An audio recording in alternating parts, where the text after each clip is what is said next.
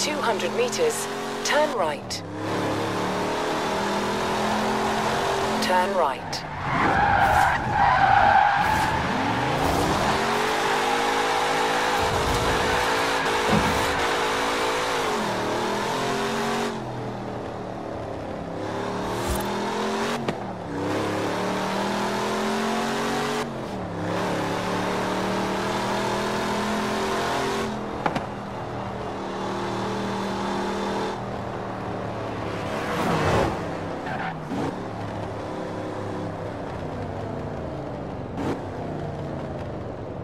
You have arrived at your destination.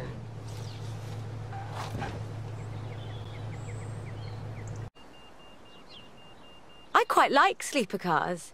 Did Alex ever tell you the story of what we got up to in Colorado? There was this sleeper car competition, you see. Let's just say no one was ready for the sunbeam.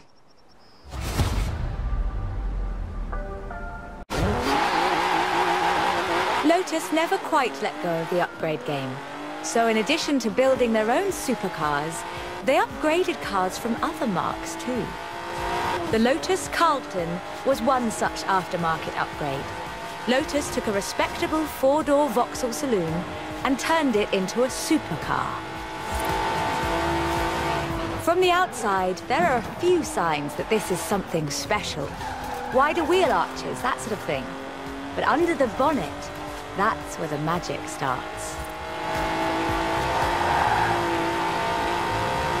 Engine capacity was increased to 3.6 litres, and twin Garrett T25 turbochargers were added. The engine block was reinforced, and new crankshafts were forged by Opel and machined in Germany.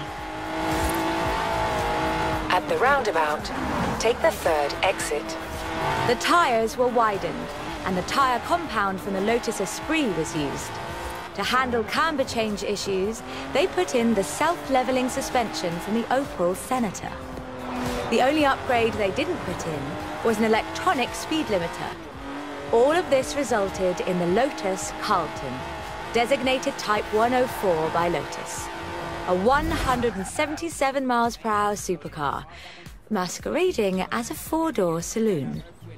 Only 950 of these custom gems were built, and they've become something of a modern classic.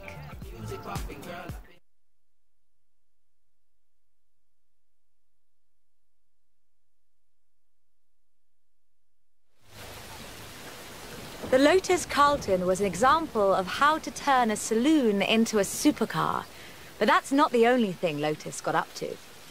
In 1979, Chrysler approached Lotus to create a strict rally version of their Sunbeam three-door hatchback.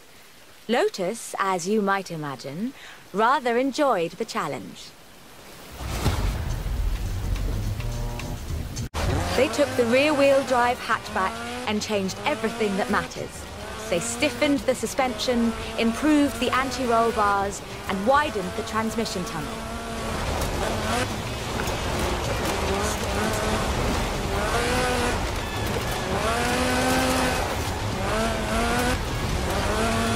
Performance was increased by fitting a 2.2-litre version of the Lotus 911 slant four-cylinder engine, resulting in an impressive 250 brake horsepower, up from a meager 105 on the original.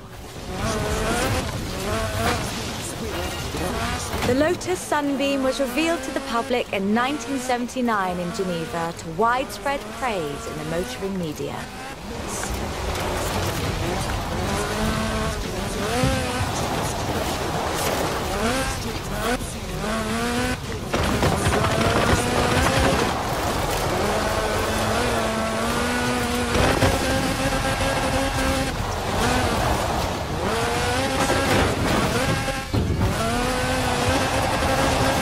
More importantly, the Lotus Sunbeam saw racing success too. In 1980, Henri Toivonen won the 29th Lombard RAC Rally in his Sunbeam.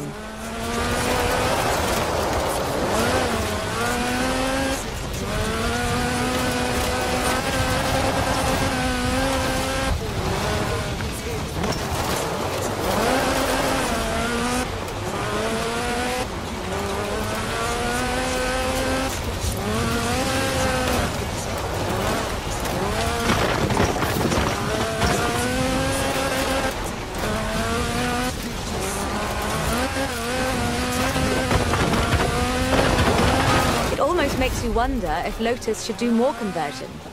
That's a silly question, actually. Lotus should do more conversions. In fact, I'll call them right now.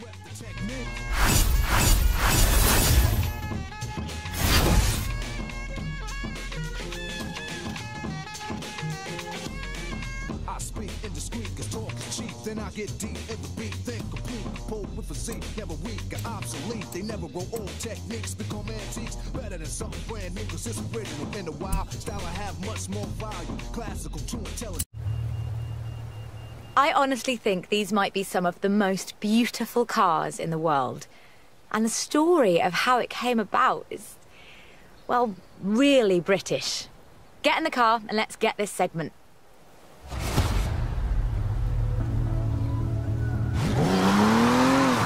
Jaguar is a bit of a favourite of mine. The company is almost 100 years old and was originally founded to build sidecars for motorcycles. But this is the car that really set the bar, I think. The 1961 E-Type. When he saw it, Enzo Ferrari called it the most beautiful car in the world. High praise indeed. He wasn't alone in his admiration. Accolades have followed this car ever since. It's been in movies, comics, games, and TV shows. Unlike some later cars in the marque, it wasn't just looks though. The E-Type was light and fast. It would do 153 miles an hour and stopped on innovative four-wheel brakes that were better than anything Ferrari or Porsche or even Mercedes-Benz had.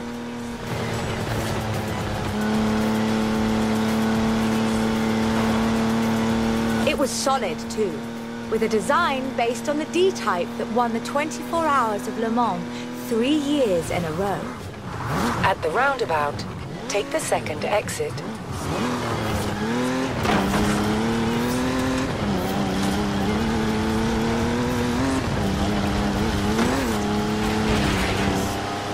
Anyone who owns an E-Type will tell you that the key to their reliability is to drive them regularly. As if you'd need the excuse.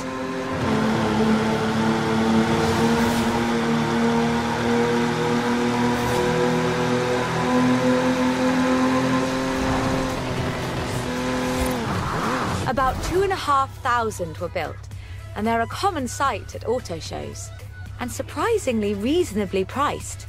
All in all, an almost perfect Jaguar.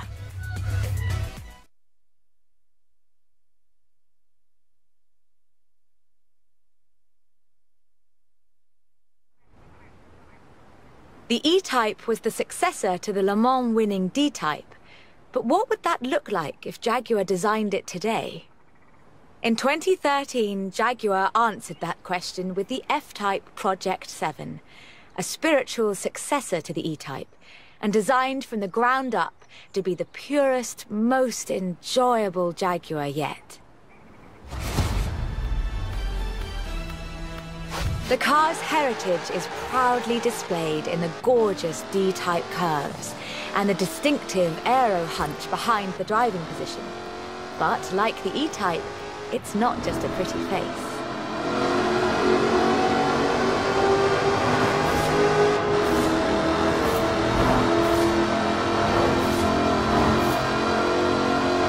Powered by a 5-litre V8 supercharged engine. With a fully aluminium body, it's blisteringly fast, with a 0 to 60 speed of 3.8 seconds and a top speed of 186 miles an hour. A car as beautiful as this must surely have been a carefully authored design. Actually, it started as a sketch by designer César Pierri, thrown together one Friday in his free time. Jaguar's design director, Ian Callum, saw the sketch in a thumbnail on César's computer during a meeting and asked him what it was. The rest is history.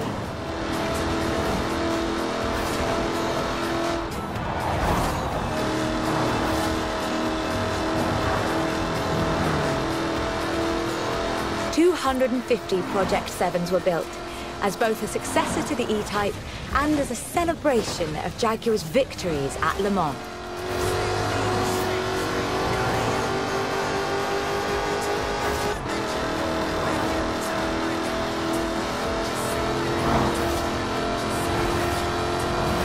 think I speak for all of us when I say, thank heavens for Cesar's Friday afternoon doodle.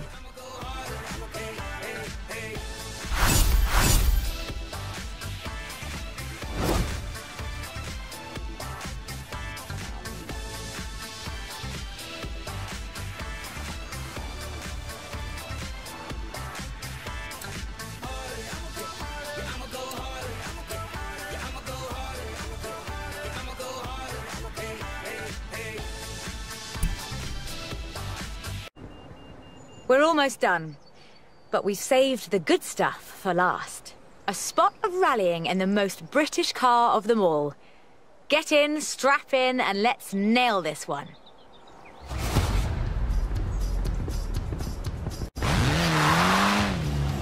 There is one car built in Great Britain that is, quite fairly, considered one of the most influential cars of the century.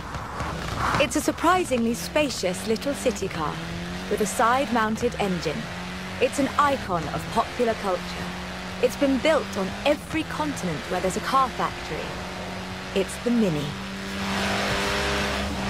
The Mini Cooper S was built to be a performance machine with deeper engines, twin carburetors and front disc brakes. This scrappy little machine would go on to achieve more than 30 racing victories in the 1960s and 1970s. A Mini Cooper S flying number 37 placed first at the 1964 Monte Carlo Rally.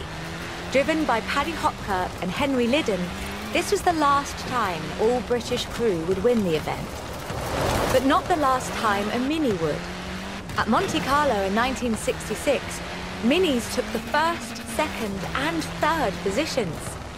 They were all disqualified because they had dimming headlamps. Not because they were winning everything in sight. In 1999, the Car of the Century Award was presented to the most influential car of the 20th century. The Mini came second. It was beaten by the Model T Ford. That's fair, I suppose. 5.3 million Minis would be sold, making it the most popular British car.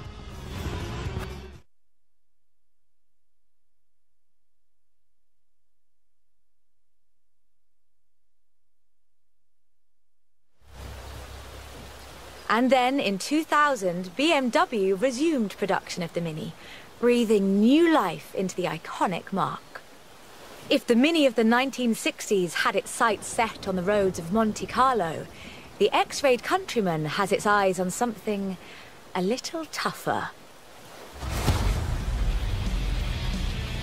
The deserts and rough terrain of the Dakar, for starters. A wit once said that the only thing Mini in this monster was the pedal. That's rather missing the point, I think.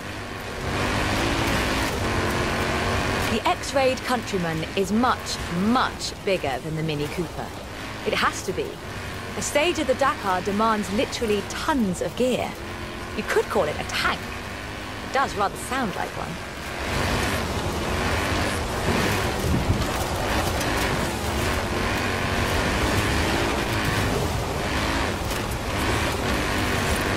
When Mini's X-Rayed division set out to build this thing, they had one goal in mind: winning the Dakar. And they did, every year, from 2012 to 2015.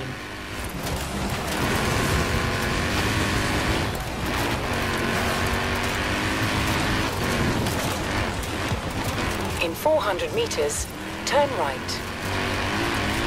It's designed to be driven for 2 weeks over deserts and badlands, 5 kilometers above sea level.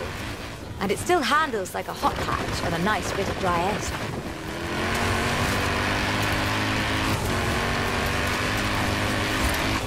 Owners come and go. The heritage of a car like the Mini is more than who owns the keys to the shop. I fully expect to see Mini's wings flying for another century.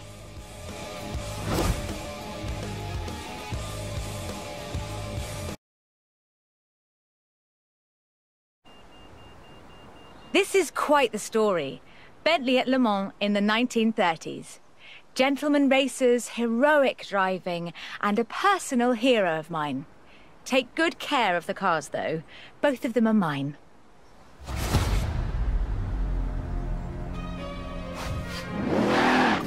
Bentley, a company founded in 1919 in Cricklewood, North London, and purchased by Rolls-Royce in the 30s. A company synonymous with both racing and luxury. Perhaps the best example I know of those two extremes of British engineering. For almost a century, every Bentley was hand-built to exacting standards. So at the beginning of the 21st century, when Bentley revealed their first mass-produced car, there were a great many questions. The car was the Continental GT, an elegant grand tourer that combined a racetrack pedigree with exquisite style and all the power you could need.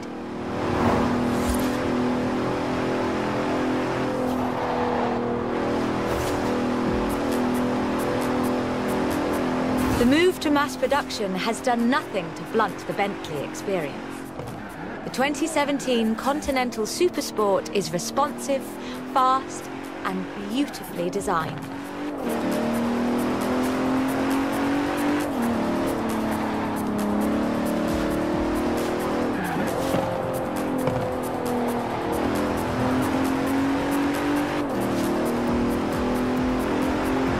It brings together all-wheel drive, carbon fiber bonnet sides and side skirts to create the most powerful, performance-focused car the company has ever built.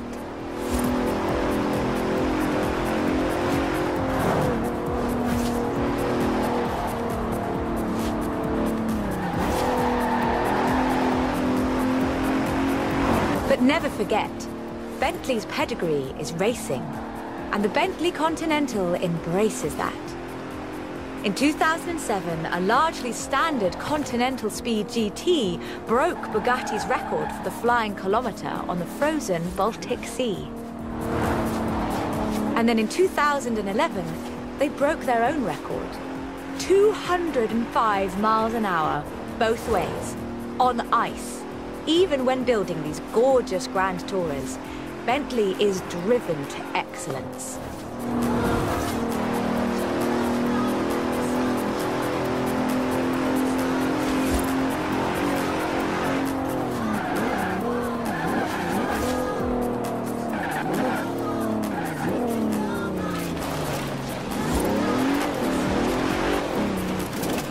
Today, Bentley means modern, peerless luxury and elegance. But that's far from the full story.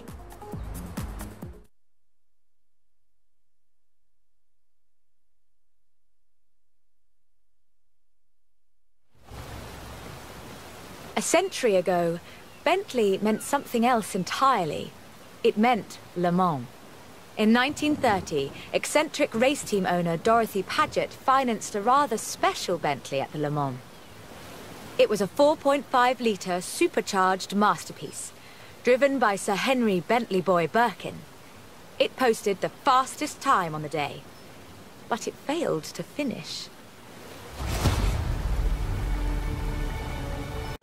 But what a race it was! Sir Henry's courageous driving forced Rudolf Caracciolla's 7-litre Mercedes out of the race at the cost of his own victory.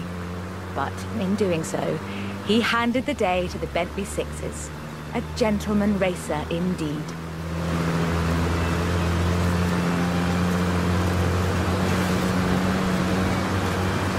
Sir Henry knew he didn't have anything to prove.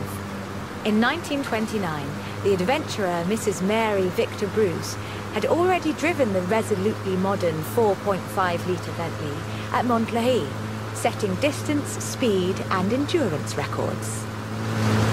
The Bentley's performance so annoyed Ettore Bugatti that he called it the world's fastest lorry.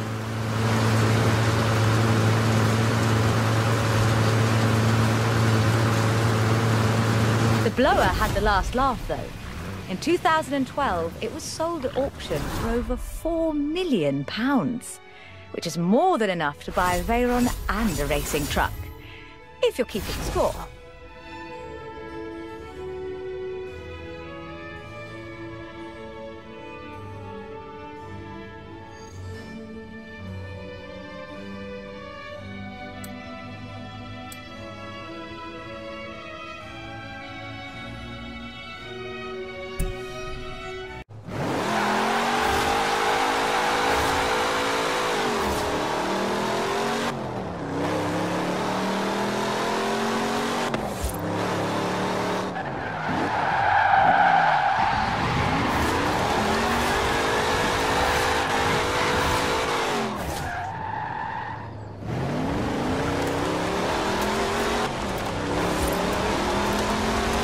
Calculating route.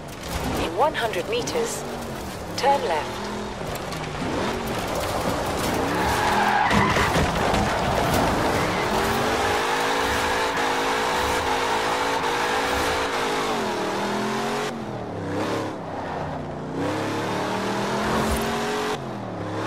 In 400 meters, turn right.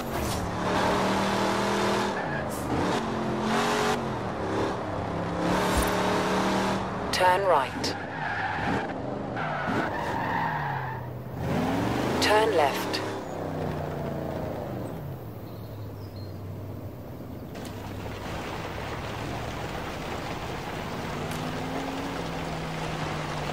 You have arrived at your destination.